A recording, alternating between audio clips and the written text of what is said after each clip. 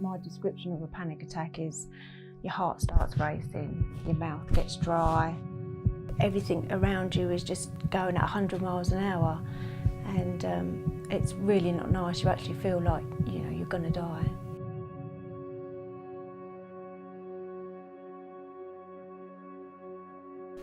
So I've been attending that church for 3 years. At the moment I'm serving on Welcome Team and Loving Later Life.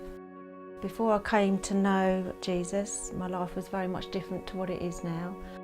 When I had my first son Thomas, they found out that I had a large cyst on one of my ovaries.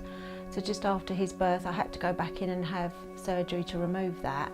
I distinctly remember coming round from surgery and I had a mask over my face and I had all wires and tubes all over me, and I suddenly realised that I couldn't move, I couldn't get out of bed if I wanted to. I really felt out of control, and that's when I had my first panic attack then. The worst panic attack for me was when we was due to go on a family holiday to Spain. So all 4 of us were travelling to Gatwick, and we got to Gatwick where you drop the car off, and I couldn't get out of the car. I just said to Mark, I can't do it. I'm so scared, scared of having a panic attack on the plane and not being able to get off and get home. So, I just said I couldn't do it. So he took the decision to take the children himself. So he went away on holiday and I drove home and spent the whole week indoors, shut behind closed doors and didn't want to speak to anybody and just felt really awful. The panic attacks and the anxiety were ruining my life. They had a big impact on my marriage. Our marriage broke down and Mark decided to leave. So my life was pretty awful.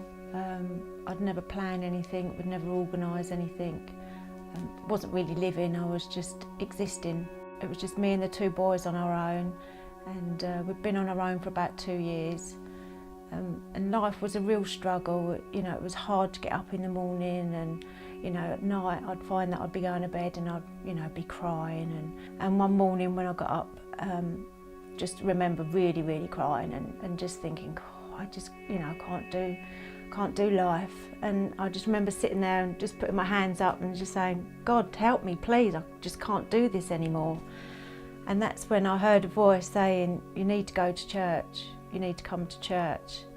And funny enough, a few months before I saw Roy Morley in the leisure centre where I work, and we were chatting, and he said, come to church. So walked into church and cried all the way through the service. It was just like God was speaking directly to me all about forgiveness, to forgive myself about feeling terrible, of letting the family down, through having panic attacks and anxiety, and forgiveness towards my husband for walking out.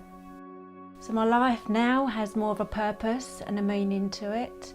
Me and my husband, we're back together. We renewed our wedding vows last year, which is great. So I do still have the odd anxiety and panic attacks, but now when I feel them coming on or feel a little bit jittery, I'll get my Bible out and I'll read my Bible. So having Jesus in my life now has been totally life-changing. I thank him every day for what he's done for me and for my family, and I feel that I have a purpose, I feel that I belong. I love church, I love serving in church, and all the people in there are great. It is so important to share the gospel with people that you bump into every day.